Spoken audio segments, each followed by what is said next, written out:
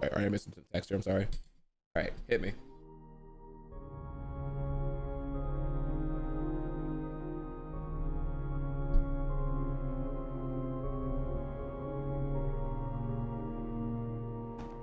(1998). Four Microsoft engineers create a prototype video game console in the hopes of competing against Sony's next video game machine, the PlayStation 2. March 1st, 1999. Sony officially announces the PlayStation 2 following the amazing success of the original PlayStation. March 10th, 2000. Microsoft officially announces their first video game console. It is known simply as Xbox. So, for the first time, let me now unveil Xbox.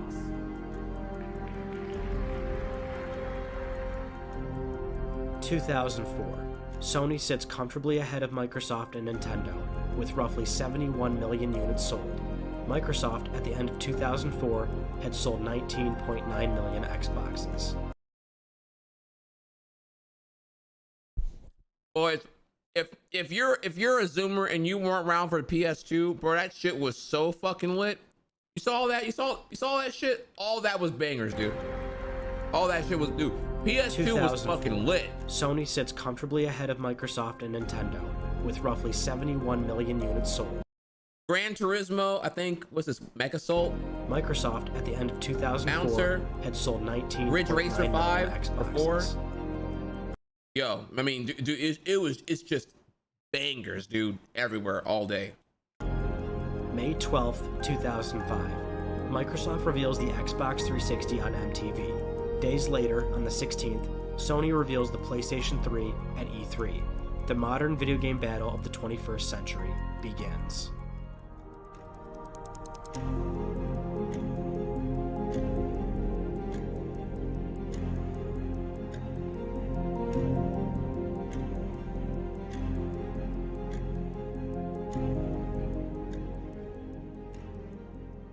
Now the time has come. You've waited long enough. I give you the future of gaming. The Xbox 360 announcement was nothing short of a spectacle. With viral marketing campaigns and an over-the-top reveal on MTV with Elijah Wood hosting the event, and live performances by The Killers, the system was touted for its online capabilities and HD graphics. Microsoft's online ecosystem, Xbox Live, was going to the next level. With a marketplace where users can download games, demos, music, television, and movies, users can now play games online with friends, send messages, earn a reputation score, and system-wide achievements. Shortly after the reveal, Microsoft spent their entire E3 conference showcasing their new Sony killer, by showing off the system's user interface, controller, and games. Call of Duty 2, FIFA 06, Project Gotham Racing 3, Cameo, and Gears of War were among the titles shown. With little emphasis on the technical specifications and full focus on the system's entertainment capabilities, Microsoft wanted the world to know Xbox 360 was here to play. That future emphasis on the technical specifications and full focus on the system's entertainment capabilities. F in chat for the Blades OS, the Blades UI on 360, the first gen UI of 360, dude. If you weren't around for that either, oh my god. I talked about before in the past year, but y'all, the Blades UI, it was so good you didn't even need to look at it. You knew how to get to the game, how to get to options. You're using the bumpers and you just go in between. You didn't even need it, dude. It was like, it was truly the UI that was so well that it was second nature. Admittedly though, you know, being on your dashboard is valuable ad space, so making it like not blind proof is probably optimal for revenue and, you know, free billboard spaces or whatever, but it'll never be. You'll never have a UI that intuitive ever again, I think. Microsoft wanted the world to know Xbox 360 was here to play. That future starts right here, right now.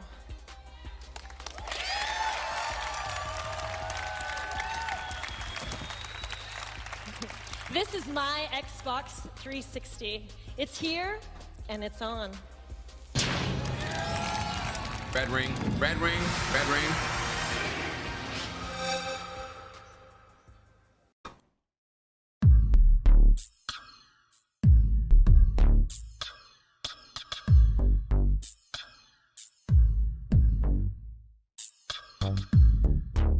PlayStation 3 reveal was a completely different story, as Sony spent a vast majority of their E3 conference detailing the technical significance of the platform, detailing the system's new cell processor, reality synthesizer, and support for Blu-ray discs. Various tech demos were shown to demonstrate the power of the system, with many developers and industry figures discussing the overall proposal of what the system could do. The system was touted for having 6 USB ports, 2 HDMI ports, 3 Ethernet ports, slot readers for compact flash, SD, and memory stick. That bitch got 3 Ethernet jacks in the back of that shit. That shit got dual HDMI output. This motherfucker had more USB ports than an accessible consumer motherboard in 2006. This bitch really was talking about having dual HDMI output, 120 FPS on games. I remember Tokyo Game Show 2005. That shit was wild. I was like, damn, you don't have all that? How much think it's gonna cost?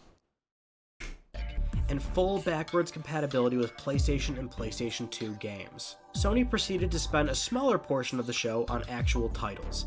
Games like Resistance, Motorstorm, Killzone, Warhawk, Heavenly Sword, and Gran Turismo were showcased. No user interface was shown, and the promise of online connectivity was seldom. The show ended with a look at the console's design, and the E3 booth later showed the console's radically redesigned Boomerang controller. It was clear, Sony's message was different. It wasn't about fun, it was about power.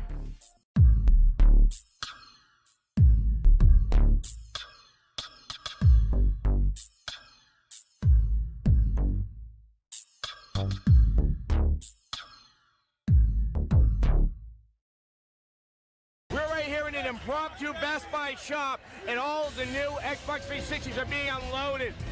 The road to launch was long and arduous for both manufacturers. Microsoft was eyeing a holiday 2005 window, and Sony spring 2006. Microsoft was able to hit their goal, launching the Xbox 360 November 22nd, 2005 in North America. Shortly after, in December, the system hit Europe and Japan. Xbox 360 was offered in 2 different SKUs. The core system offered the console, a wired controller, and standard AV cables for $299. The main Xbox 360 bundle came with the system, a 20GB detachable hard drive, wireless controller, headset, and component cables for HD. The bundle retailed for $399. Games like Call of Duty 2, Need for Speed Most Wanted, Perfect Dark Zero, and Cameo Elements of Power were available at launch. There were 18 games total to choose from day one. Microsoft's only enemy on November, and the year to come, was themselves. Sony and Nintendo were far from ready. Despite being the only player on the market, Microsoft immediately struggled with supply. Maximum production was not enough to sufficiently supply demand, and most units were entirely sold through in the US and Canada. By the end of 2005, roughly 900,000 units were sold in North America, 500,000 in Europe, and 100,000 in Japan. Demand at the time was so high that 40,000 units reappeared on eBay within a month of launch. Nearly 10% of the system's first 400,000 units shipped to the US. Demand was seemingly high everywhere, but Japan, a problematic market for Microsoft. Whether it was nationalistic preference, the region's desire to play handhelds, or the 360's lack of Eastern titles at launch, Japan would continue to be the land of low sales figures for Microsoft. Though getting a foothold in Japan was the least of the company's worries with the Xbox 360. As early reports after launch indicated, many consumers were experiencing technical problems. Various concerns, such as the system scratching discs or displaying a general hardware malfunction, were cropping up too. I'm sorry. GameStop employee coming in here. I gotta come with a rant. The Xbox 360 was not meant to stand up. That motherfucker, there, like, it's not like if you have a slot loading disc mechanism, then you have like a little more security on the variability of external vibration, not royally fucking your disc up. Big facts here. When you have a regular disc tray fed into a vertical mechanism, gravity happens and you need like different shit in play here. There's a certain metal plate on the inside. Any level of vibration, when that disc is spinning, it doesn't matter where it may be here, you will see a very particular ring. If I can't tell you how many times I have people bring their Modern Warfare 2 to the GameStop and be like, hey man, my shit fucked up, bro. Why your disc don't work? And I'm like, see that ring right there, dude? You think that's your 360, bro? You shit standing up? Yeah. There you go, bro. Try gold, try 7. Yeah, dude. So yeah, they always come in bucking too. Hey man, why your game don't work? Okay, dude. But I'll spare you out the full version of that story. Just know that lies. Red ring, standing up, proper heating, freaking power supply unit bigger than most Chihuahuas. Lies. Too frequently for it to be a coincidence. Microsoft at the time reaffirmed the public that hardware failure for the platform was in line with most consumer electronics, typically 3 to 5%. It wouldn't be until 2007 that Microsoft officially acknowledges the problems. Despite these concerns, Microsoft had an entire year lead on Sony, something that played a very large role in the long term for not only consumer preference, but developer preference as well. And while the first year of games were mostly PC ports and HD upgrades, there was always something to play. By year's end, Dead Rising, Saints Row, Viva Pinata, and Gears of War released, all of which were well received. And the aggressive tone from their 2005 reveal was still as prevalent as ever. Microsoft did not forget Sony was launching. At E3 2006, Peter Moore made the deliberate announcement of Grand Theft Auto releasing on Xbox 360 the same day as the PS3 version, and that the 360 version would feature exclusive episodic content on Xbox Live. Is my new edition. Can I get a waifu rate without cashing in points? I only have 84 1K points. If I did that, that would make the economy of the channel points crash. I don't even understand here. Like, if I do you, then I have to like pause and just do everyone at that. Gotta do everyone. Got you. I don't understand how that works.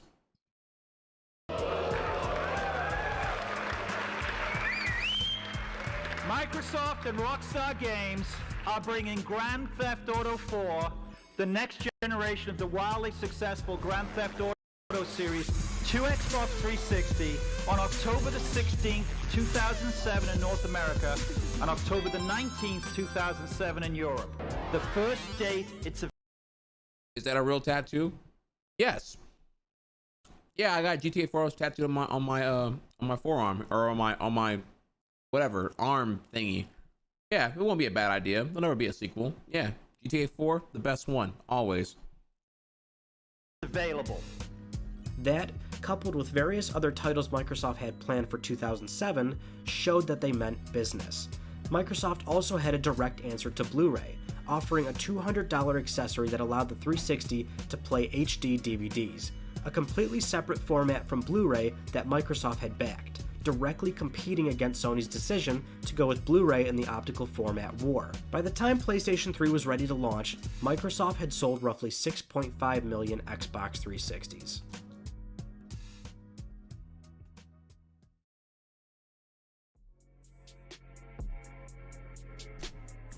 Ken Kentaragi, the godfather of PlayStation.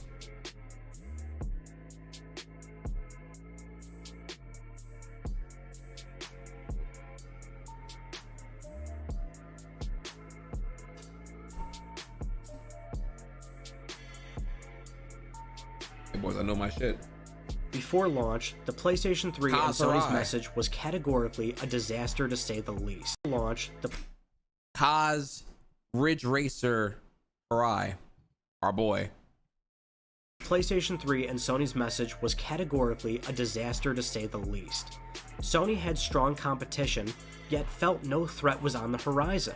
It was as if the PlayStation 3 was the only platform coming, and it was the only platform anyone cared about, and this was far from the truth. Harsh realities really set in when the public got a closer look into what the PS3 was going to be at their 2006 E3 press conference, a show that the internet will likely never forget, as it was and has been mocked for years. It's Ridge Racer. Ridge Racer. Remember that one? Genji 2 is an action game which is based on Japanese history. So here's this giant enemy crab. Is the feel of the controller in my hands. I like the hard plastic and the little knobby bits. The public got a look at the PlayStation store, Here's this giant enemy crab. Is the feel of the controller in my hands. I like the hard plastic and the little knobby bits. The public. Does anyone know people like this? Okay, I know this is like a marketing cliche. Yeah, do the whoosh thing whenever you're that way, you know, for the picture it looks really. Do y'all know people like this, or is this like only like a stock photo like myth kind of thing? If so, like, who is it? Like how old are they? Is it only little children who like don't know, or is it like I don't know who this person is. I never see people. Public got a look at the PlayStation Store, the promised online functionality, some PSP connectivity, and plenty of footage of games to come. Some crowd-pleasing moments like Metal Gear Solid 4 and Final Fantasy 13 were quickly forgotten at the end of the show when Kaz Hirai famously announced the PlayStation 3's overwhelmingly high price. The 20 gigabyte PlayStation 3 will retail for $499 US and 549 Canadian dollars. And the 60 gigabyte PlayStation 3 for $599 US, $659 Canadian. Price $199 US, $659. $599 US. You saw the amount of press flashing at that point. That is like, it's crazy that was 14 years ago. Literally 14 years ago, actually, as of last month, as of this month, as of like 3 weeks ago. 14 years ago, but man, dude, that was like no one was ready for that, dude. You're over 500, bro. Like you wild, dude. You wild on that shit. Like dog, what? Like I can't even. I'm at with tax. I'm pushing 660, and I don't even own a game yet. Fuck my dick, dude. What is this? Canadian. Price was high, and yet Sony was going to lose money. A lot of it. The controller reverted back to the original design without rumble functionality. The original amount of USB, HDMI, and Ethernet ports were scaled down. The system was going to be supplied with standard video cables, but that wasn't enough. The PS3 and the components inside were too much to manufacture. And while it was common practice for Sony to take a loss on hardware in order to sell software, each PS3 sold would mean a $200 loss, over $800 to manufacture one system. Though at the time, PS3 was technically a bargain, as the system was also a Blu-ray player, and dedicated Blu-ray players were going for well over $1,000. All hurdles aside, PlayStation 3 launched November 11th, 2006 in Japan. Shortly after, the system hit North America on November 17th, with a European launch being delayed to 2007. There was two models to choose from, 60GB and 20GB. The 20GB lacked Wi-Fi, card readers, and a chrome trim. The initial low supply of units caused a number of violent incidents, with customers being robbed, there were riots, and even one man getting shot. eBay was a very lucrative option for most, with systems typically selling for well over $1,000. However, enthusiasm was low, and with the PS3 out in consumers' hands, the growing pains started to show. Online capabilities were at the absolute bare minimum. The PlayStation Store was just a fancy web browser, and there was no cross-game chat, and games had visibly worse performance compared to the 360 versions. Sony's messaging wasn't entirely helpful either, with most ads creating confusion rather than actual desire.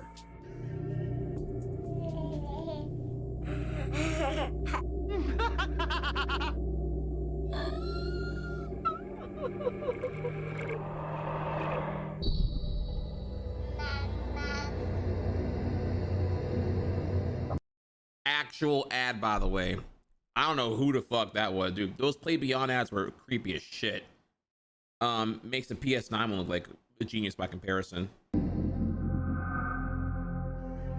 PS3 just had a poor reputation, and was the laughingstock of the internet. You couldn't go to any gaming-related website without finding a PS3 meme or console debates. And it wasn't just gamers. Developers were very vocal about the platform and console debate. The exhibit one, dude. All right. The exhibit one's good because, like, it's breaking the rule of the meme and just like, nah, bro. Like, yo, dog, I heard you like shit. So I got you a PS3. Like, that's the punchline, dude. Dude, Sony fans were so triggered on message boards this time, dude. I was a full-time V shooter at this point, and like, Yo, that shit was non-stop, bro.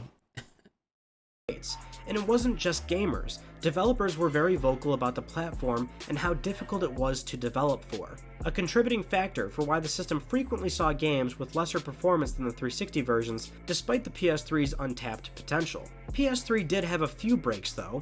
Online play was free, the system was future-proofed with Blu-ray and a standard hard disk drive, and you could install Linux on it. And it offered a great value when comparing its hardware features to 360, where a lot of the features were sold separately.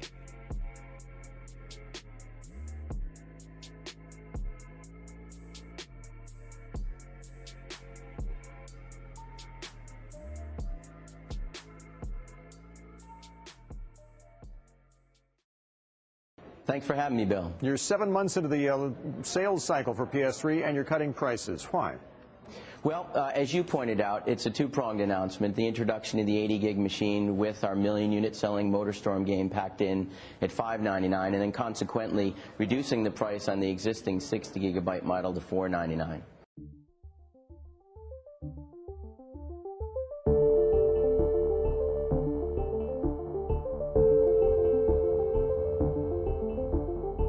Within the first year, Sony got the message. PS3 needed work. Rumble was added back to the controller, and firmware updates added requested features to the OS. Hopeful game announcements like Little Big Planet and PlayStation Home were made. I gotta pause here. I gotta bring up here, okay, look. If you bought a PS3 in launch year, the shit you were going through was wild, okay? The 6-axis, not DualShock 3, that controller lacked rumble. So therefore it lacked rumble motors. So therefore it lacked the appropriate weight and weightiness that having rumble would give it. So the controller felt very light and very cheap. And I mean, I'm talking like shockingly light, like almost like disorientingly light. And it sucked. It sucked to use because when you're like when you're trying to convey motion with the 6-axis and do all this gimmicky like waggle bullshit, and the controller is so comically light, you have no resistance of, I don't know, mass, weight, whatever, in order to like make that feel like anything here. So whenever you're like, earlier saw the guy doing the controller shit while playing a skateboarding game, and the thing there is like the controller's light as fuck, so you're not really, it's like the weight resistance doesn't match the action being conveyed on screen, so it feels awful. I tried it myself with some game, with some like flying game that was on a demo, or whatever. I think it was called, no, it was called Prey or something. I don't remember exactly, but yeah, it was awful. It was I was like, this is trash. Like the Wii does it way better here. This is like stupid as fuck. Anyway, so much I know about that real quick here. The system was even price dropped to as low as Warhawk. $399 with the announcement of the 40-gigabyte model. But this came at the expense of PS2 backwards compatibility, a feature that Sony stayed keen on removing in order to bring down manufacturing costs. By the end of the PS3's first full year, the system saw Resistance Fall of Man, Warhawk, Uncharted Drake's Fortune, and Ratchet & Clank Future Tools of Destruction as the standout titles to play. The future was bright, but there was still a long way to go. By June 30th, 2007, PlayStation 3 sales reached 4.3 million. Microsoft at the same time was at 8.3 million.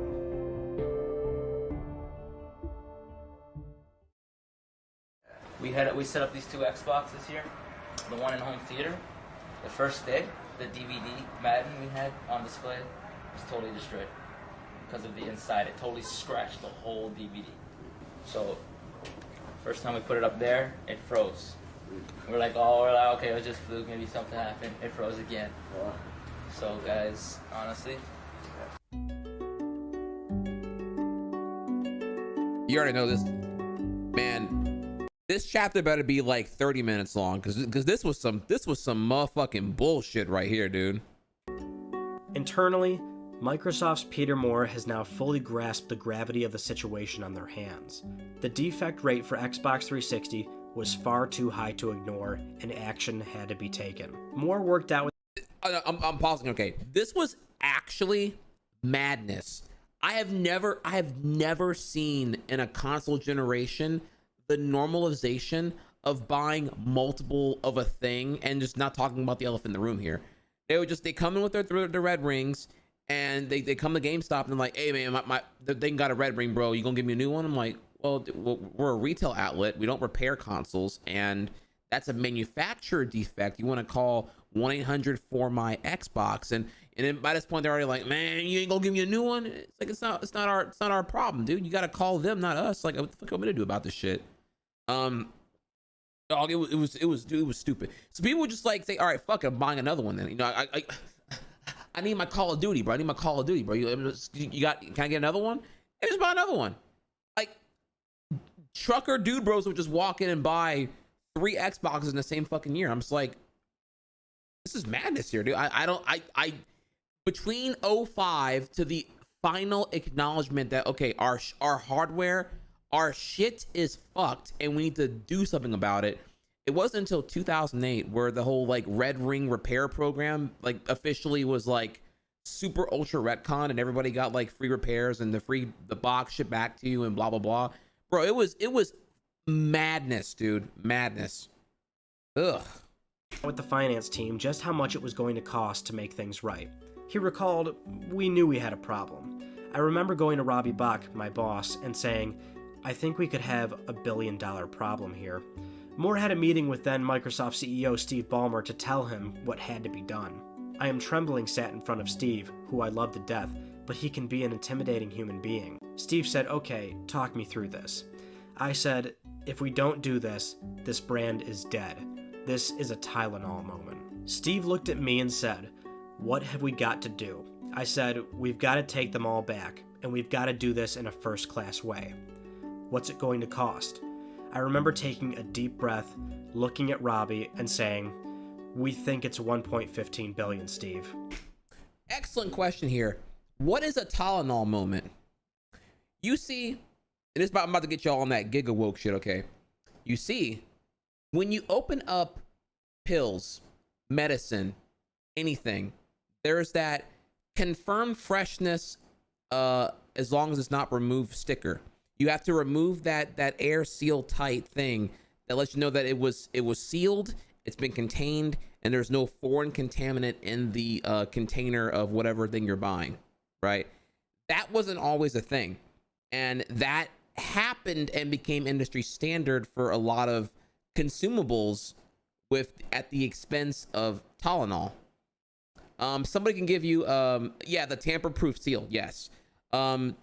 A couple of I want to say like 20 people died at some point in the 20th century, like early first half 20th century here, because that happened. Tylenol had lowered their standards in one way or another, and due to a lack of regulation on manufacturing standards and freshness and tamper-proof sealing, led to pretty much a half century onward of reputable damage, because like people were like, ooh, well, people died using Tylenol. Well, can't trust that brand anymore.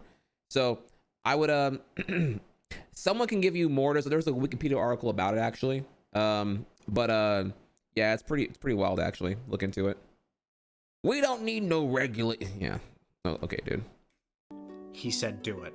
There was no hesitation. July 5th, 2007, Microsoft officially announces a 3-year warranty extension to all Xbox 360 consoles from their original purchase date. New internal chipsets were on the horizon to hopefully help the console's failure rate, but for now, every consumer was covered for free Xbox repairs should their machines fail under the 3 red lights moniker. Oh, my apologies here. It was actually, it was deliberately poisoned by a malicious person. Okay, I'm sorry. Yeah, I hadn't read the article in a while. Forgive me here. Either way, yeah. So that led to the standard of the tamper-proof seal now. So that couldn't happen anymore. But there you go. Yeah, there's the article for y'all. But yeah, that's a Tylenol moment. Relevant to Xbox here being the fact that like your branding can just die beyond a point of or damage beyond a point of being repaired. The more you know seems good. Hey, thanks D-Wins for the 2 months Yu-Gi-Oh sub. Under the 3 red lights moniker.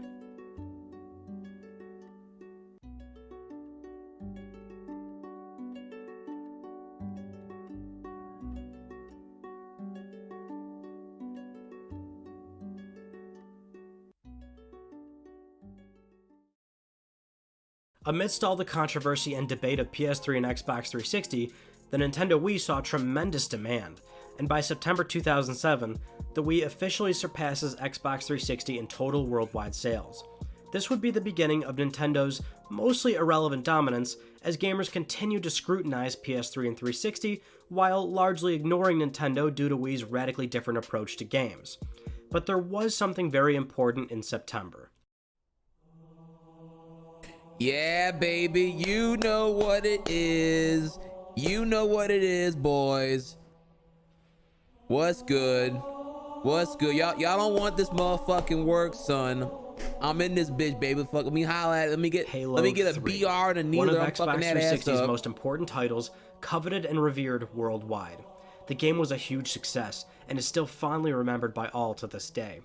By the end of 2007, Xbox gamers were enjoying not only Halo 3, but fantastic titles like Mass Effect, BioShock, Lost Planet, and Crackdown, all of which were only available on 360 at that time. Though one shocking announcement to all was that Bungie would be leaving parent company Microsoft and going fully independent in the future. Peter Moore would also be leaving the company as well. As 2007 came to a close, one thing was for certain. Sony had a lot riding on 2008, while many thought Microsoft didn't have enough after Halo 3.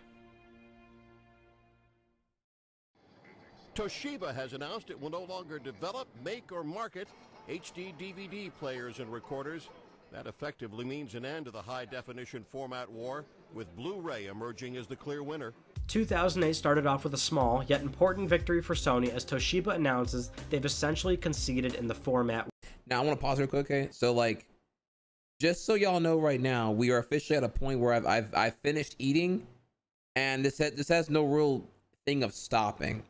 So I just want y'all to know, the gameplay is waiting for us there. But I know y'all gonna get mad. I just want y'all to know, y'all pick. Don't be all blah blah blah. Where I'm still doing everything here, but look at that. fuck the gameplay.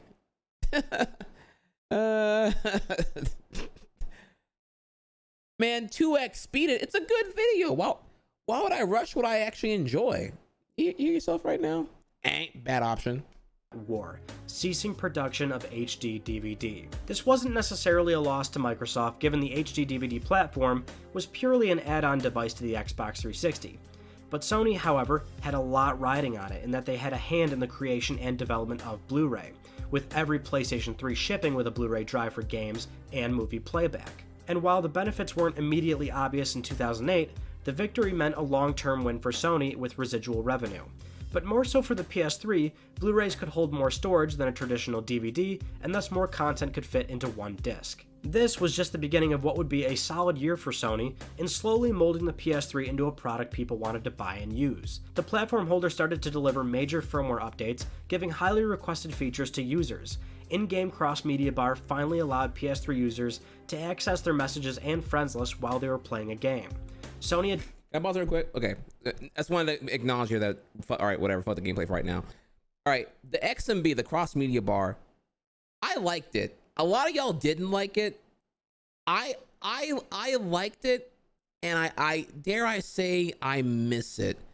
I find the PS4 nav not as intuitive for me, but I also understand here that, ultimately the problem with the XMB is that, like, you're boot up to game it, and like you're only using like 1/5 of the shit ever. It's always the game column is where you're at most of the time here.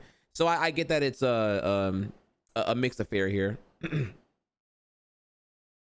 adopted Microsoft's achievement-based system with the inclusion of trophies, and they relaunched the PlayStation Store with a much cleaner and user-friendly interface. Sony's marketing also improved noticeably with commercials that seemed to actually make sense, and if that wasn't enough, June 12th delivered one of the PS3's most important exclusives.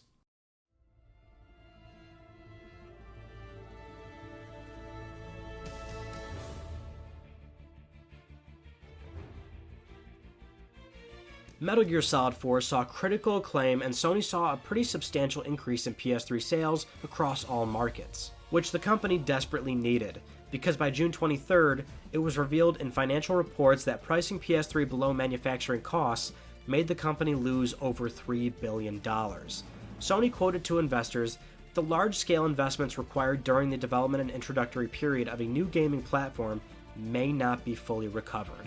Basically, it was going to take a lot to ever see a return on PlayStation 3. And in July, E3 2008 is where the company held a show heavily focused on promising exclusives. Infamous, Killzone 2, MAG, God of War 3, and more were shown off, all the while still juggling PSP and PS2 into the mix as well. Though one of the biggest surprises at E3 was at Microsoft's show. One more big announcement to share. Take a look at this movie. Bitch, I look like old cool. Bitch, I look like pussy, I'm hopping at that old school. The manned SpaceX launches in 15 minutes, by the way, if we want to derail the derail smilers. Thanks, I'll keep it in mind.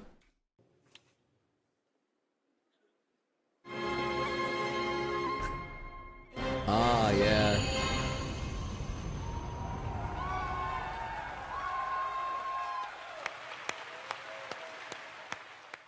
Now it's important to understand here, FF13 coming to Xbox 360. This is the part where I feel like people forget and lost in time here that you gotta think about it, right? FF7, 8, 9, 10, 12, all on PlayStation. And so it was kind of assumed that it would remain loyal to PlayStation. In 2009, this seems so hard to believe now because it was 11 years ago, but you had fanboys freaking out because Final Fantasy 13 is coming to 360. No, like that was like a big deal. Devil May Cry 4 is coming to 360, and that was also a big deal. Like console exclusives were dying, and fanboys were just like on message boards all day, just like, oh my god, dude. It's hard to believe, right? Just crazy. What was once considered a PlayStation exclusive is now no more. The gaming landscape was in utter shock that a mainline Final Fantasy would now release day and date on Xbox alongside PlayStation. For many, this was seen as a nail in the coffin for Sony.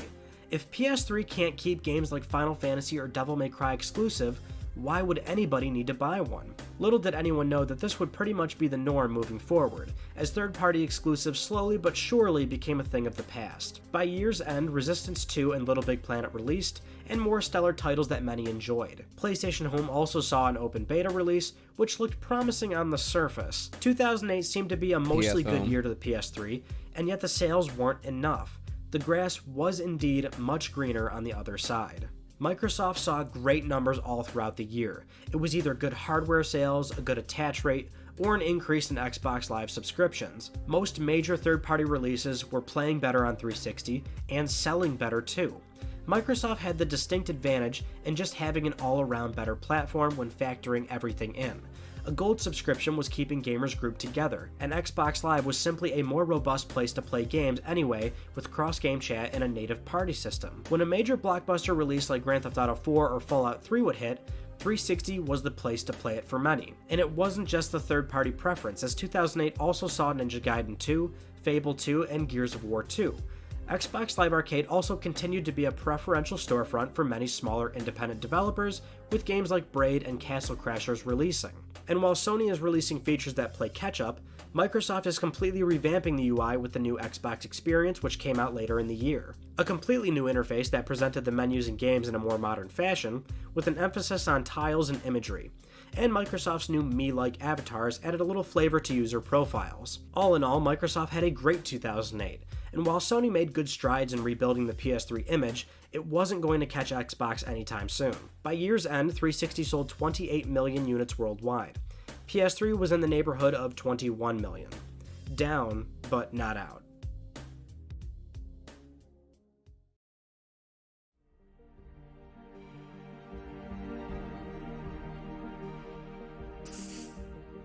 And then comes 2010, boys. The dark ages. The triple onslaught of Wii shovelware at an all-time high.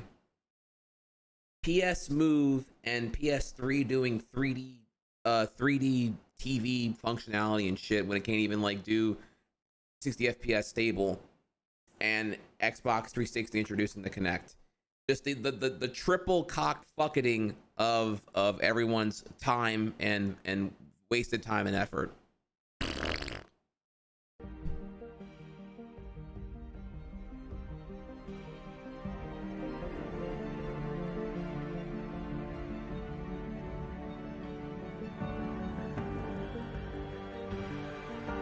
Also, our boy Don. Ugh. If you want a offline console because you have no connectivity, get a 360. Things were now heating up. 2009 was the year both companies started to really prepare for their future, as their machines get to a comfortably low price point for many potential customers to now buy in. Sony opened the year with Killzone 2 and Demon's Souls, and much to everyone's surprise, Killzone 2 actually lived up to most of its high expectations. Demon's Souls was also an unexpected surprise to many as well.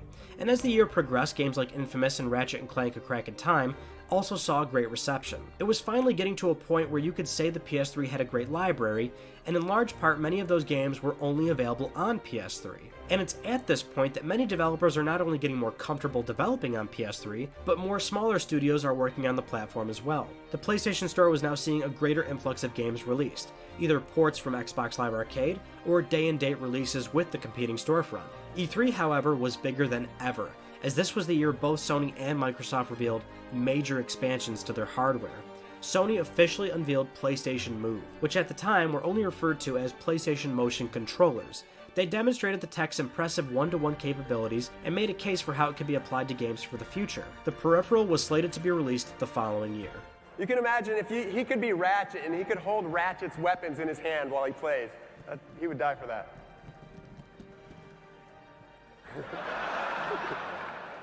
Microsoft revealed Project Natal, a camera sensor with the promise of making you the controller and interacting with your body and voice. There were multiple demos shown for this as well, demonstrating how the device could be used in games and Xbox avatars.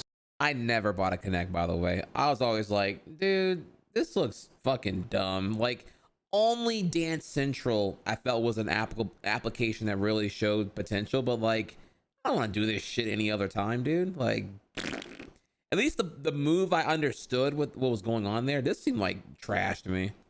Peter Molyneux also showed off what appeared to be a highly advanced AI utilizing the camera as well, though this was met with extreme skepticism and later never came to fruition.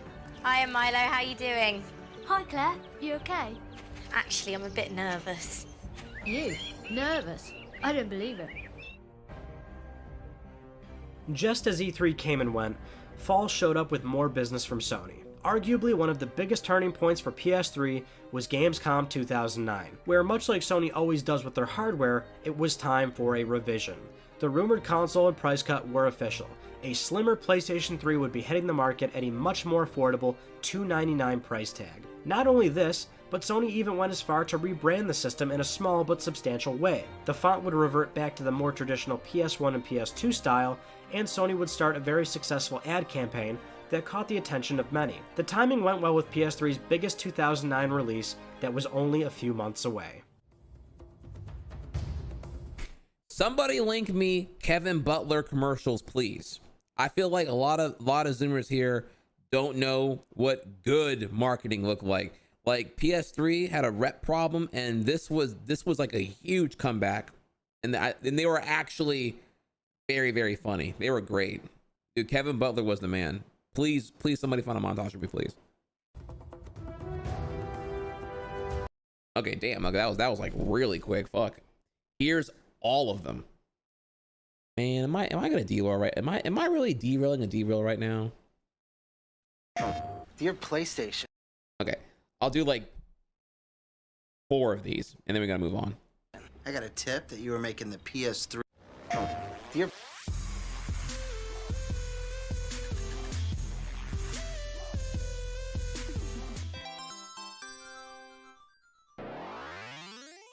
"21 months, 19 in a row. Love your content, keep it up, my guy." It's only 8 minutes. I hear you.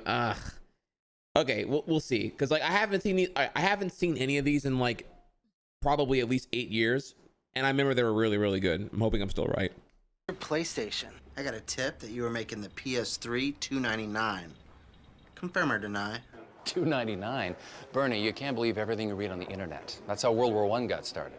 While $2.99 for the sweetest gaming, Blu-ray playing, movie downloading system in the world would be fantastic. No comment. But all that stuff says $2.99. Right behind you. I'm sorry, you said something? PS3, now $2.99. Dear PlayStation, my grandma won't stop watching Blu-ray movies on my PS3. Look, for $299, you don't just get a sweet gaming machine. It's like you get the best Blu-ray player around built in for free. You know how old people like free stuff. Yeah, but I want... You know what she did for fun when she was your age? She pushed a hoop with a stick. But I want to play... With a stick. I've been waiting... Stick. PS3, now $2.99. Zoomer clap. Dear PlayStation, I got my boyfriend a PS3 and he still hasn't hooked it up to the internet. What? What is this, 1992? I know. I mean, if you're not on the PlayStation Network, you can't get PlayStation Home, PS1 Classics, you can't download movies, TV shows. I know. It's like having a bathroom without an aromatherapy candle. Still gets the job done, but come on. He hates candles, too. Come on. I know, right? What's wrong with him? PS3, now $2.99. Greetings, people of March 2010. Kevin Butler here, coming to you from the future. That's right, all the way from November 2010. Let me tell you, the future is crazy. We all eat our food through straws, and we're all still reeling from the shocking end of the baseball season. That's right, Kansas City in 6, so call your bookie. And of course, the arrival of the future of gaming, the PlayStation Move, which has been an incredible success, so thank you. This thing's about as futuristic or now-eristic as it gets. You've got the controller and a camera with microphones working together to give you total control over your gaming experience. Not just like this, but this way too. Because real boxers don't hit like this. Plus, PlayStation Move's not only crazy precise, it's also got what we in the future call buttons, which turn out to be pretty important to those handful of millions of people who enjoy playing shooters, platformers, or, well, anything that doesn't involve catching a big red ball. So, I mean... Damn, that was some Giga Shade. Pow pow! Shots. Come on. Who wants to pretend their hand is a gun? What is this, 3rd grade? As you can see, the PlayStation Move allows us to immerse players in the game like never before. I'd love to tell you more, but I'd hate to cause a rift in the whole space-time continuum thing. Believe me, that gets messy. Oh, and if you happen to run into the present-day me, please tell me to avoid the Cinco de Mayo flan. Thank you. PlayStation. Dear PlayStation, I'm going against Steve on this Mod Nation Racers track I made. He's pretty good. Man up, Twitchy. This is your house. You created this track, made these shortcuts. The whole PlayStation Network's scared of your squish block things. Yeah. This track's a part of you, like an undersized jockstrap. Yeah. Some Steve's gonna defile it like a junkyard sofa. Wrong! Wrong is so right, it's wrong, right? I think so. No, you know so. Mod Nation Racers, rated E for everyone. Oh my god, dude.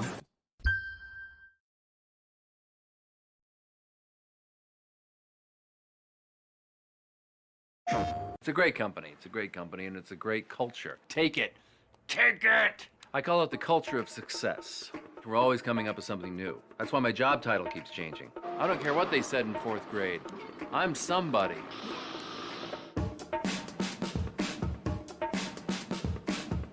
I like to stay busy. That's why they call it business. But it's not all about the work. I mean, you know, KB's down with the art, too. You know, I did this doodle during my last meeting with Chuck from marketing. Half man, half horse, half motorcycle. All awesome. It's a little nothing, really. But my favorite new canvas is Mod Nation Racers. It's where I can really put myself in the work. Now, this is a self-portrait. I call it VP in Mod. He represents victory. Oops, those eyes aren't handsome enough. There. Now he represents victory and babe magnetry. Yeah. Mod Nation gives you endless ways to create your own track. And track creation, like art, is all about finding your muse. My muse talks to me all the time. She whispers encouraging words in my ear like synergy, ideation, and ham sandwich. Taking full advantage of ModNation's track creation tool, I've filled my course with shortcuts and a few dude, oh my god. Else. It's a track. Wait, Jack. Does what? Like, what is this, dude? I'm still going. Rated E for everyone.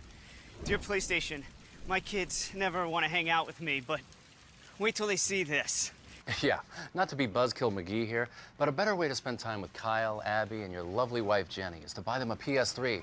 With Blu-ray movies and games like Little Big Planet, it's fun for the whole family. And way less, you know, lethal.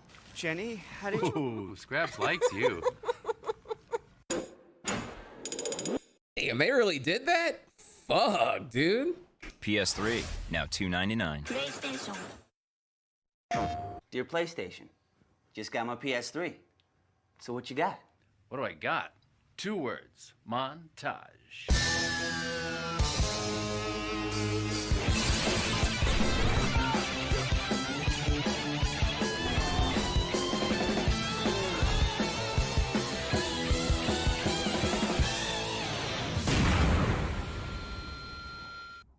Tight. PS3, now $2.99. PlayStation. Dear PlayStation, just got my PS3. So what you got? What do I got? 2 words. Montage. 2 words. Amateur editing, where I loop the same thing over and over again because I lost track of how to do that in Premiere Pro. Well, great job, fam. I don't know what was going on in this video here. So, thanks for that link. back to the derail.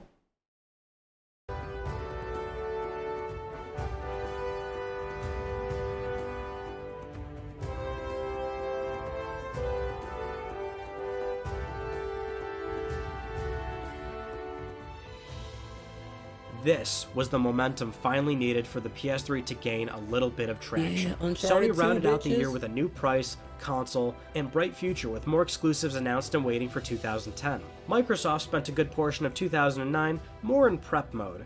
Forza 3 and Halo 3 ODST kept fans quenched in the interim, while Microsoft readies a dramatically new approach to games with Project Natal and upcoming exclusives like Halo Reach, Alan Wake, Fable 3, and Crackdown 2. And while 2009 still saw total sales domination from the Wii, that didn't keep most gamers from spending their entire holidays playing Modern Warfare 2. In the end, Sony finally reached a profit after major restructuring and layoffs, and reached 33.5 million PS3 sales.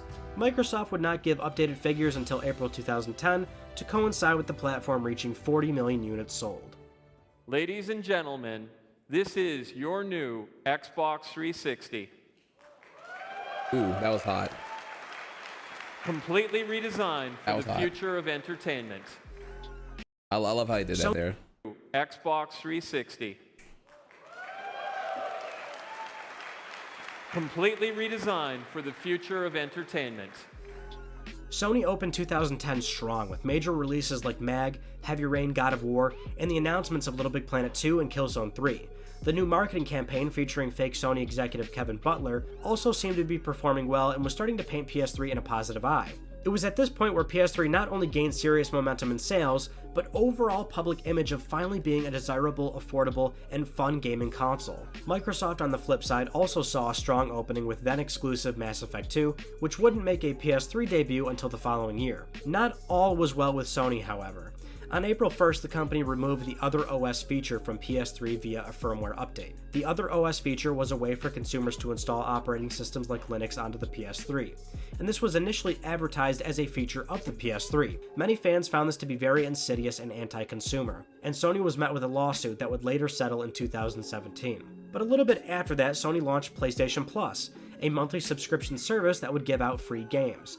At the time, it was met with skepticism, but this was Sony's way of luring users to pay monthly on PS3 for something that actually gives back, instead of Xbox Live, which simply required a fee for online play. This later turned into a big success, as Microsoft later adopted this strategy in 2013, doing games with gold. Come E3 2010, the general air in the video game industry is a bit different. Both Sony and Microsoft are now committed to showing the world more of their chosen motion-controlled peripherals. Sony spent half an hour or so demoing PlayStation Move, which turned out to be slightly awkward and uninteresting, but the rest of the show was filled with pleasant surprises. Big facts. It was so awkward. Yeah, there was I'm trying to think back here before we move on too quickly here. It's like, yeah, a lot of Xbox sheep just gave money to Microsoft for Xbox Live Gold, not really doing anything particularly innovative. I mean, I feel like it really came down to, oh, it has good infrastructure, it does party chat, and I mean, that's really about it, and it does it well, I guess. It was more like if Sony had stepped up like sooner, it could have been given a little more push to be more competitive, but they didn't have shit until PS Plus finally dropped there. Kevin Butler stole the show for a bit and made a cheesy speech. I love drifting a turn at 100 miles an hour in boss battles with a 600-foot-tall Greek god who may or may not be your father. Gaming is having a ridiculously huge TV in a tiny one-room apartment.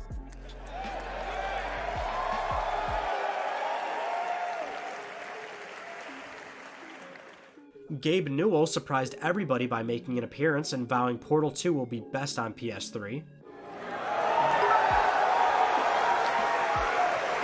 The speech was crazy good. Okay, well, I guess if we're gonna be Derail Anderson, okay. So the Kevin Butler speech. All right, how long is this shit? And that shit 5 minutes long, dude. All right, okay, you got me. Peter, you look like you could use a Coke. Kev, you know, there was a rumor you were going to show up. Peter, you can't believe everything you read on the internet. You don't have to tell me. You know, listen, I'm sorry about this, but as long as I'm here, do you mind if I get something off my chest? I'm kind of in the middle of something here, Kev. I'll be quick.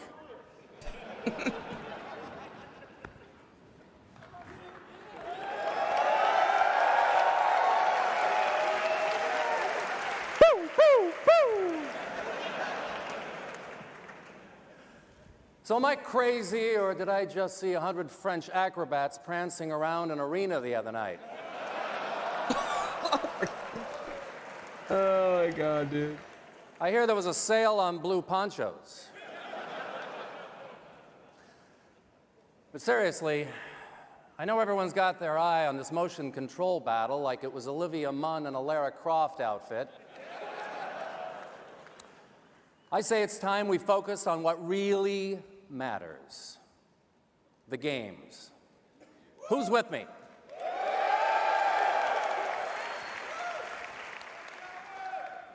See, I love gaming, okay? I love you too. I love walk-off homers and headshots. I love drifting a turn at 100 miles an hour in boss battles with a 600-foot-tall Greek god who may or may not be your father. Gaming is having a ridiculously huge TV in a tiny one-room apartment.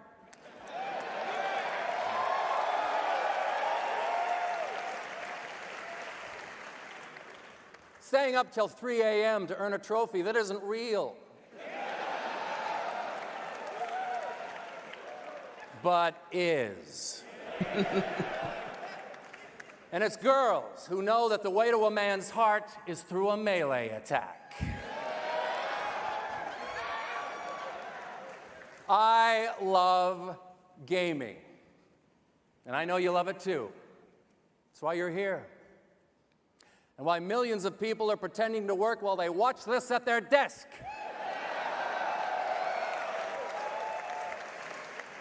It's why we made the PlayStation Move.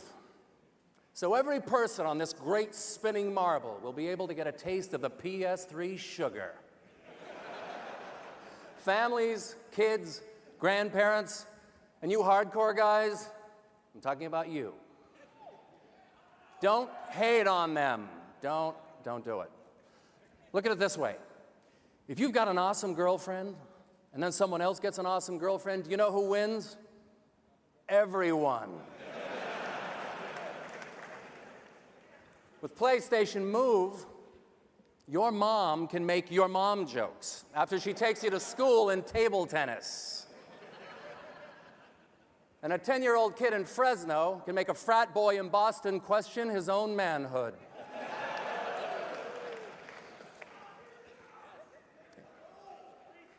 And we can all box using game characters that have important features like arms and necks. When we said the PS3 only does everything, we meant it. And the move brings a whole lot more everything to the table. Because every gamer is a true gamer.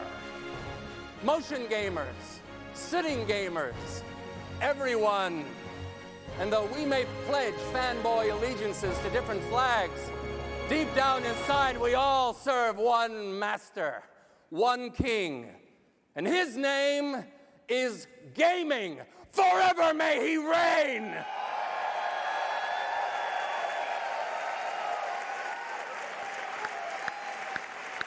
Except mobile gaming, Nintendo gamers, and Xbox gamers. Also for PC gamers here, unless you all come to Steam and Portal 2. Okay, there. Thank you very much.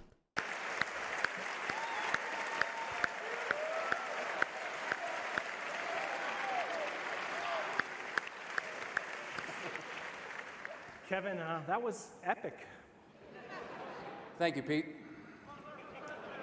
Listen, you want to stick around? Help me wrap this up? I'd love to. I just got word that Jack needs a Coke backstage. All right, get on it. Hey, don't forget the lemon. I never do. Kevin Butler!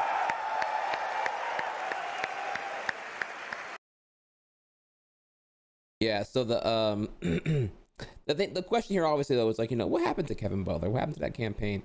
From what I recall reading into it here, Sony abruptly erupted him from the campaign efforts whenever there was some kind of implicable conflict of interest, I want to say. Like, he gained popularity and notoriety from doing this campaign with Sony. Gamers.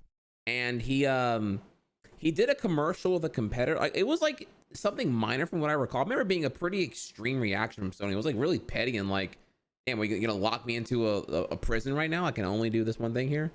So yeah, there was apparently a commercial that he was involved in with some competitor. I don't remember exactly who or what it was here, but Sony booted him out immediately after that. It's just like, damn, dude, that's all it took. Like, you don't want to use this. Like, to me, it's like, yeah, okay, if you did a commercial for a competitor, Kevin Butler in character can mock doing that commercial. You can pull some like doc shit and be like, you know, weird champion and just be all like, yeah, I did it for money, but obviously y'all know where y'all know where home is, y'all know where the king is, y'all know what I do. I don't know, it seems like really, really extreme. I'm also emotionally biased. I thought Kevin Butler was like one of the best things that Sony did marketing wise in fucking decades. Now, I've been pretty outspoken in my comments.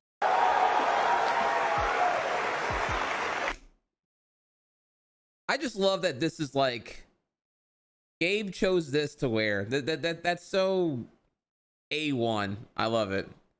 Like, he just left Five Guys and had like a fucking like a triple burger and just said, "No, I'm good to go, bro. Let's make it happen, fam."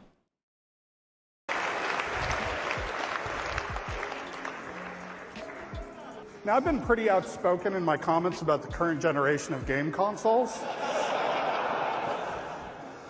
And I think that gamers will be delighted with features like Steam Cloud and automatic updates that will make the PlayStation 3 version of Portal 2 the best version on any console. And Sony went a little over the top announcing Twisted Metal.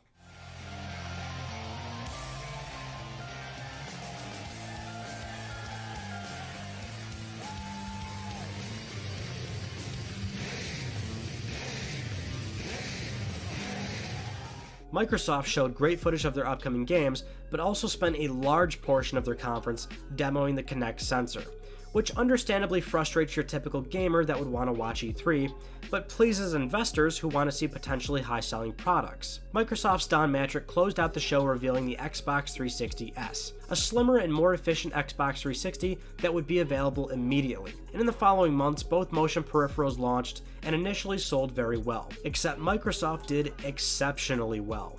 Just when it seemed like Sony was making decent headway into Xbox 360 sales, Microsoft reinvigorates the platform with a new form factor and family-friendly games that use a new impressive camera sensor. The marketing and games were a complete success, and Kinect became the fastest-selling consumer electronic device.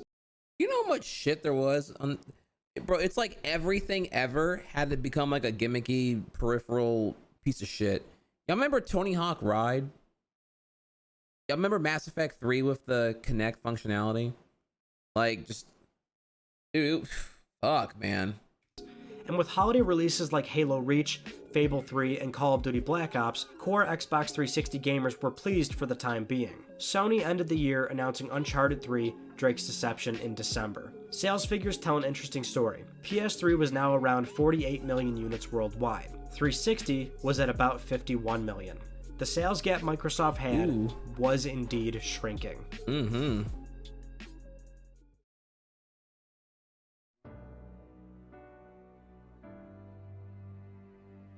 Sony's PlayStation Network, and now your credit card info could be at risk. The online network has been down since last Wednesday. I forgot that happened, dude. 2011 was once again a promising year for Sony to make a move on Microsoft, but a major snag came up. On April 20th, Sony acknowledged that PSN was having issues and that some services were down. Shortly after, the company confirmed that there was an intrusion on the network and that service would continue to stay down for a few days while they investigate what exactly happened. Or they On gave April away 25th, free games for a Sony while. announced that the time needed to fix and rebuild the network would be longer than expected. All the while, many customers were curious as to what exactly was accessed on the network, with Sony not openly admitting much else besides the third-party intrusion. It only took another day for Sony to confirm suspicions that personal data may have been compromised. The week after, local government agencies in many countries got involved, questioning the severity of the breach with Sony directly. On May 1st, Sony confirmed that there would be a welcome back compensation package to customers as a means of goodwill, though this was still announced rather early as the network still was not ready to be opened again. There was also an additional attack on Sony Online Entertainment, which held back the restoration of services. The outage was officially over after 23 days, with PSN slowly returning on May 14th. Sony offered free games and themes back to returning users and a $1 million credit card insurance policy good for 1 year. The company was hit with a lawsuit and fined £250,000 British pounds under British law. Sony says the breach cost them $171 million. This didn't just cost money, but public image. What was considered one of the biggest data breaches ever is now hindering the sales momentum the PS3 had going. Meanwhile, Microsoft is seeing... I want to go back here. When Kaz and his executives bow here, I remember this shit. This bow goes on for like over 20 seconds. It's a very deep bow of, I don't know, we want to call it gratitude, shame, apology, whatever. I don't know where the original video is. I don't even know what to even look for at this point, but it's a pretty big bow. Is now hindering the sales momentum the PS3 had going. Meanwhile, Microsoft is seeing incredible sales numbers for Xbox 360 and more specifically its Kinect sensor, which is why a big portion of their E3 show in 2011 was once again heavily focused on Kinect demonstrations. But many gamers and Microsoft's core audience was starting to recognize that most of the company's efforts were now focused on dude, Kinect Star Wars. Oh my god, dude, I forgot. I'm Han Solo. I'm Han Solo. I'm Han Solo. Oh my god, dude. Fuck me. Fuck working at GameStop and hearing that goddamn commercial over and over again every hour. On only casual games, and the remaining exclusives were just more Halo, Gears of War, and Forza. This is when a slight shift began with Microsoft's fanbase, in which many felt the company wasn't focusing enough on what gamers really wanted. Despite these concerns or any debates that would happen on the internet, Microsoft pressed forward with Kinect-focused games, while Sony ended up releasing Uncharted 3, Infamous 2, Resistance 3, and a myriad of other exclusives that seemed to be releasing on a bi-weekly basis, whether they were bigger titles or more niche. By November 2011, the sales gap was now less than 2 million units. PS3 was at 56 million, 360 was at 57.6 million.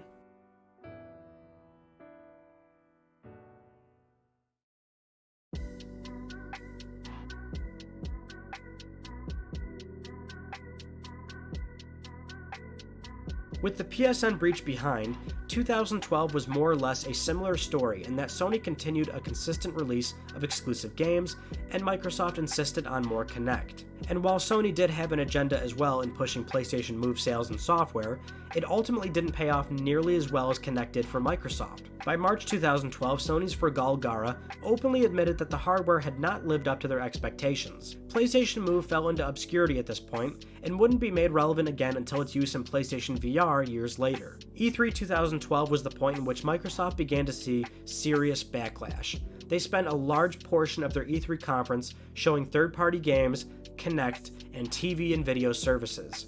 Games like Halo and Forza were not cutting it anymore for Microsoft's core audience. Sony's E3 showcased a few exclusives and spent a portion of the show we can talk about that right there. That was those conferences that year and the year following were such shit shows, dude. So fucking like beyond. There's boring, and I feel like boring was probably like 2010, 2011 in certain situations, depending on which hardware was being demonstrated. At this point, though, it was like, it's so bad that it's worth diving into and analyzing, as well as like ridiculing, because it's so over the top, tone deaf, and like, who's your target audience here? Who do you want right now? You're abandoning your base right here, dude. How did Tim Tapman say it? We made you. Like, bro, we made you, bro. Like, what are you doing, bro?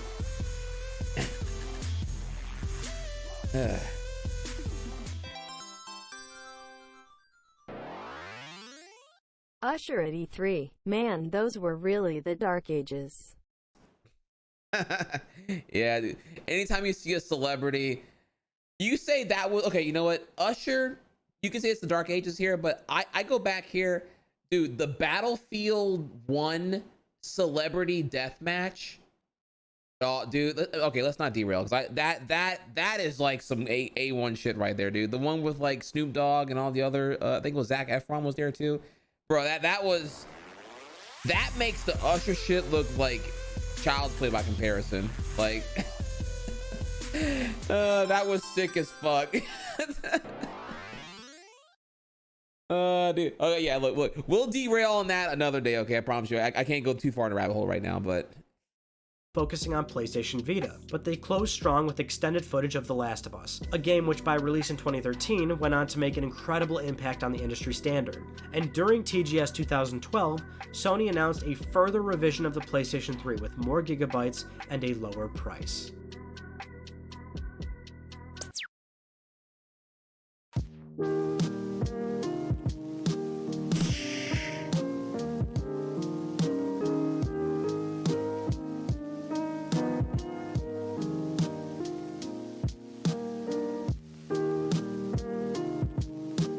January 2013 was the month Sony had been working towards for more than 6 years. It was being reported that PS3 shipments have now surpassed 360. And while units shipped did not necessarily mean units sold, this was the point in which Sony was now about to outsell Xbox 360. And once May rolled around, it was reported as official. PS3 lifetime sales passed Xbox 360. Both. Now, I want to say here, one thing I should give credit to. We shit on the red ring of death, but Sony had a phenomenal track record in my experiences with hardware failure. The entire time working at GameStop, which I feel is like I see an alarmingly high amount of those consoles compared to the average consumer or whatever, I only ever saw one yellow light of death PS3. And the thing looked like it had been like through Tony Hawk's Rim Job 900 fucking ollie, you know, fucktastic, fuck spree.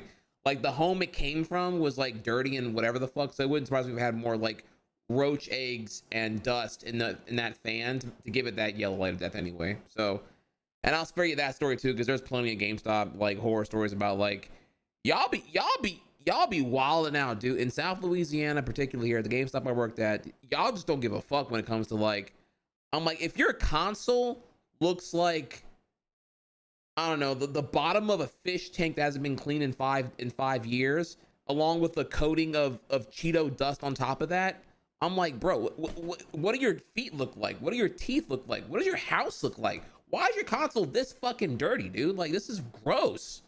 Like, dude, get it together, bro. Fuck. Both machines were at 77 million units, with PS3 a few thousand higher.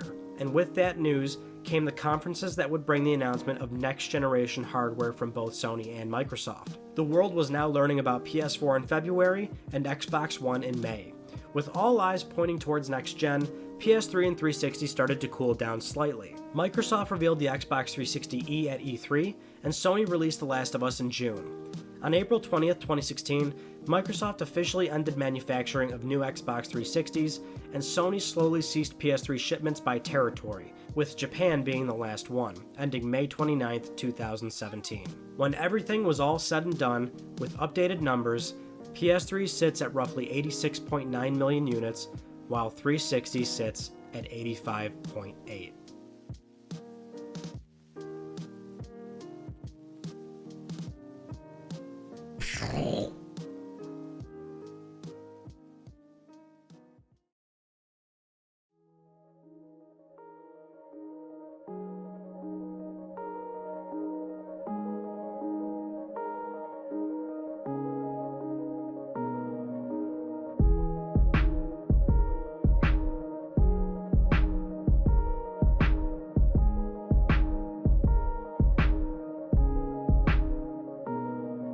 Now, it's important here to convey here in the previous generation and sixth generation of consoles, PS2, Xbox original, and the GameCube, you know, you don't get to that level of cockiness, I suppose, where you have, you know, engineers like Ken Kutaragi or Kutaragi and company like say, no, let's make the Sony PlayStation like bigger than just a gaming thing. Let's make it a supercomputer. Let's add in all this other shit.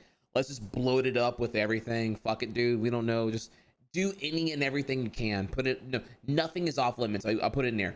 Most overloaded, bloated, conceptual piece of hardware that I can think of in modern history. It's like it has everything in it, and the price was irrelevant because you're just gonna sink in cost.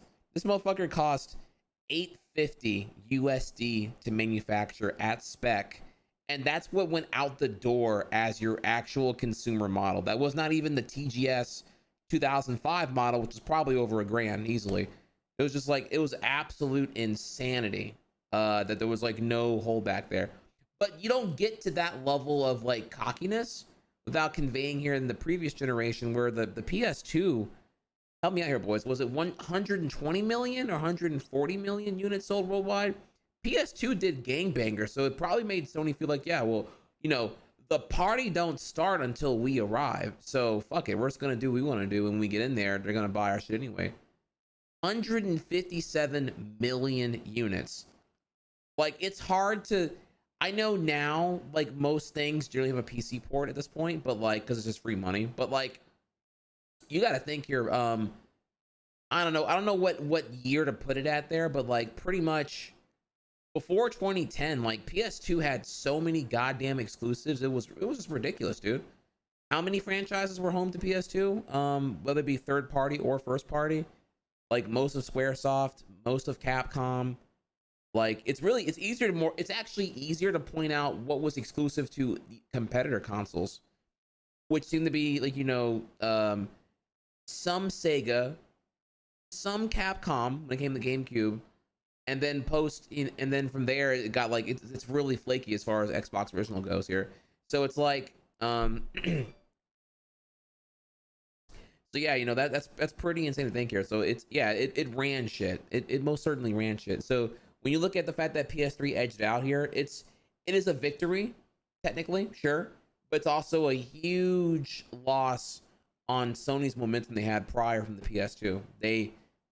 I guess they failed to understand here why the PS2 was doing what it did, but ultimately it still worked out because they got the victory anyway. But it definitely was a case of like lost momentum. And at the same time here, that same cockiness ran into Microsoft because the 360 led to them, you know, ultimately feeling like they won. They were winning majority of the battle, but ultimately Sony won that war. But yeah, from a North American POV, it's like I just remember a lot of Xbox clout was gained. You know, as a new entry, having none of the 90s to utilize for momentum here, you had 360 really come in here and cement and actually push forward the standards on a lot of things here. You know, online infrastructure was fucking dumb. Like, as we all know here, like online on PS2 was an afterthought. It was kind of trash, really, right? Like, it didn't really, like, what there was online on PS2 was SOCOM and FF11, I guess, kinda, sorta, and that's like really about it. Like, I don't know if y'all were trying to do online in like 2002 on PS2, but it was pretty shit compared to online on Xbox comparatively. So,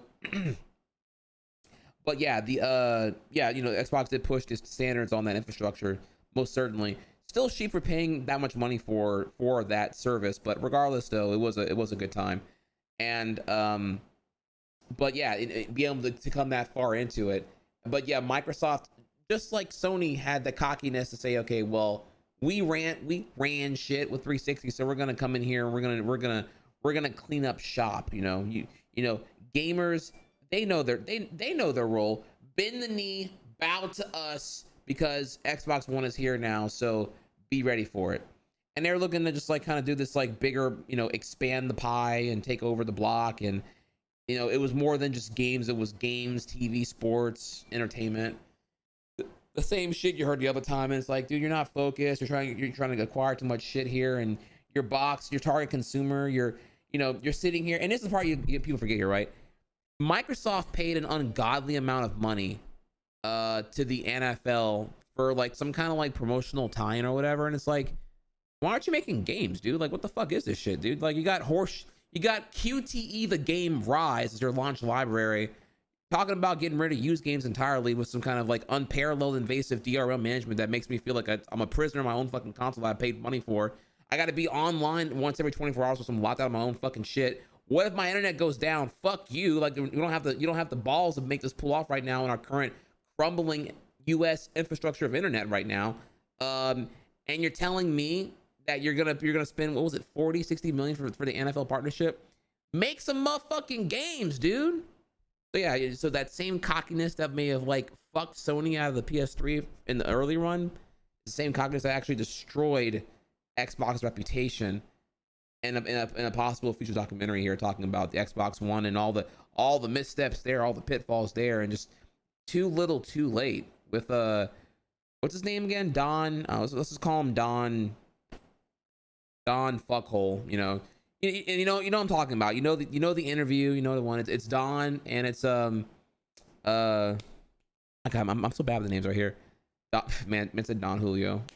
Don fuckhole. Ding dong.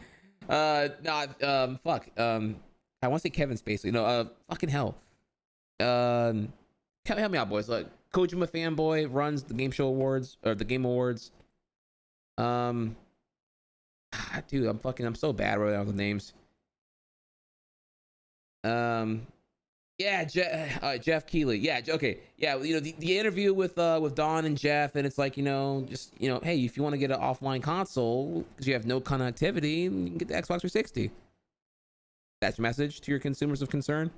Fuck off and go back to the old console you're not in right now. It's just crazy, dude. So yeah, a lot happens here ultimately. And it's exciting to talk about where things are going to go. And that's why, before this wraps up here, I wanted to remind y'all, we are on the cusp of the next generation. I do think I have a lot of video game console political lore to tell and to indulge on with my experience at GameStop and my years of ship posting on various message boards. So this coming Thursday is going to be the PS5 reveal. And I'm going to probably take off Wednesday in order to prepare a kick-ass PowerPoint that will go into my predictions of what PS5 will probably be, but also, in my opinion, the peak potential of what PS5 could be, as well as what it could be worst case scenario. So I'll have some more of that there. Yeah, this is actually going to be a PowerPoint. It's funny because I actually owe y'all the Mario Kart PowerPoint, but this is like one that I can whip up a little bit quicker, and it's mega topical right now. So we'll have a PowerPoint that I'm gonna blast through on Thursday before the PS5 reveal. In addition, I'll have the shitpost bingo during the PS5 reveal. Swag. was that between Sony and Microsoft. And while one could argue that Sony beat Microsoft and overcame all odds, it stands to reason that Microsoft is credited with jumpstarting Sony's perspective on the games industry and refocusing the company on what matters most. Microsoft finally penetrated the market and could be taken seriously after only selling 24 million original Xboxes. Xbox Live pioneered the online gaming ecosystem with party chats, gamer score, and a reputation system. It became the platform everybody wanted and needed to play with friends. While Sony figured they could do whatever they wanted with their hardware, release it at any price, release it whenever they want, and make an architecture that's so complex that they didn't care about what their software creators would have to deal with. But then slowly realizing that they can't just do whatever they want, that they would surely lose all of their customers to a competitor that they never considered a threat, carefully spending years of calculated efforts to rebuild the image of the PS3 and release great games that people want to play. Sony did play catch up, and if it weren't for Microsoft, PS3 may not have ended up being so great in the end. Microsoft would not learn from their mistakes until after their next generation hardware, Xbox One.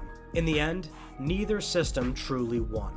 While PS3 overtook 360 by a million consoles, it stands to reason that they both pretty much evened out, and it's that very fact that made the entire life cycle such a close race. PlayStation 3 and Xbox 360 very fat a million consoles. Neither system truly won. While PS3 overtook 360 by a million consoles, it stands to reason. And this GameStop looks really clean. My shit wasn't like this. That they both pretty much evened out. And they got this like cool little like double counter, and it's all like, bro.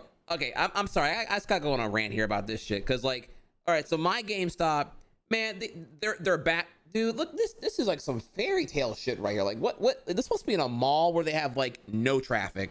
This is some motherfucking bullshit right here. Like, y'all, I tell you, from November to like March, this back table loaded and shit. I ain't got enough time, dude.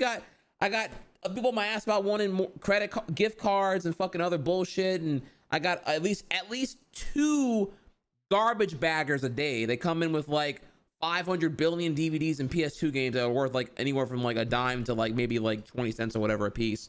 Got this back counter loaded in trades. This back counter loaded in shipment. They're telling us do inventory twice a week. I ain't got no motherfucking time. I don't have a working Bluetooth scanner. I literally beat the shit like freaking I beat it like Bob Ross here, just fucking beating this fucking damn scanner. It never fucking works. I put in a POS update to give me a new one. They send me another refurbished, repaired one. Doesn't fucking work. All I have is a corded one that doesn't fucking reach anywhere, and they get mad. Well, I have your inventory off number because I can't fucking do it, dude. Like, fuck.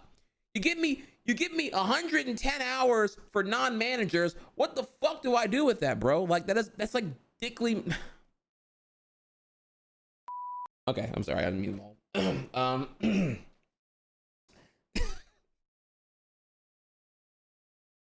Okay, it's not even important. All right, we're gonna move on. And it's that very fact that made the entire life cycle such a close race. PlayStation 3 and Xbox 360 were the first truly connected HD social consoles. And with that came the many growing pains that ultimately fell onto consumers, whether it was failing hardware or network breaches. But one thing can be said with the utmost confidence.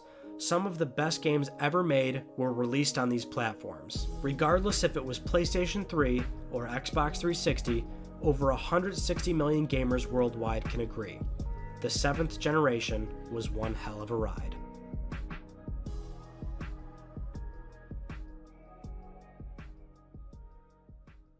Hey everyone, it's Ryan. Thank you so much for watching this documentary. I hope you enjoyed it. And if you didn't see, I actually did 2 other ones, one on the PlayStation Vita, another one on the PlayStation 4. So if you didn't see those, go check those out. And if you are new to the channel, subscribe for the best PlayStation news, reviews, and updates here on YouTube, and more long-form video game documentaries. Speaking of which, any support is greatly appreciated at patreon.com/MysticRyan. I'm sure you've heard many of the YouTube spiels before, which is that it's a very tough platform sometimes, and doing long-form 30, 40-minute plus videos takes a lot of time and effort, and YouTube's algorithm and SEO is very messed up. Sometimes all that effort can kind of go down the drain. Any support on Patreon is greatly appreciated, but of course you do not have to, but there are a little few extra perks on there I try to get back to as well. Otherwise, subscribing is also just as much support as always. I appreciate everything you guys ever do for me. It's always, you're always so awesome. Other than that, that's all I've got for you. I'll see you all in my next video, and you take it easy. There you go, boys. We have now been introduced to Mystic Ryan. I'm personally begging you here. Give this video a view. Give it a like. This right here, this is what I'm proud to have been a viewer of this. So also I'm gonna go ahead and subscribe here. So yeah, Mystic only has not even 400,000 subscribers. This man deserves way more than that. This right here, this is that pre-2012 YouTube right here, like long form videos that truly rival the toppest of production value. It's great shit. I hope the algorithm of YouTube, I know it killed animators essentially here, but I hope that more stuff like this can come back at some point. So I always want to support stuff like this, actually. Bitch, I look like a old cool. Bitch, I look like pussy, I'm hopping at that old school. Yo, my Zenith came in today and I love them prescription lenses delivered in 13 days when they said 1421. Yo, your Zinnies came in today. Yo, that's sick, Keone. I'm glad. Let me know how they are, actually.